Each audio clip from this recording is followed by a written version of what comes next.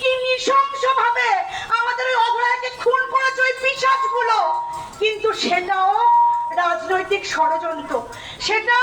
আমাদের মুখ্যমন্ত্রীর প্ররোচনায়, তাও একটি মহিলা মুখ্যমন্ত্রী। এর যে কোনো তিক্ত ভাষা আমাদের কাছে আর নেই বলবার, যে একটা অপদার্থ অসহিষ্ণু, যে নাকি একটা বাচ্চাকে জন্ম দেয়নি, তাই হয়তো তার মনে এতটুকু একটা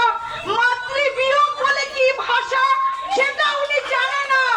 তাই বলছি,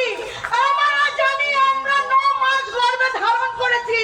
তাই চিৎকার করছি আজকে মন থেকে, কেন আমার ওই ডাক্তার সমকন্যাকে ওইভাবে পিশাচের মতো পশুগুলো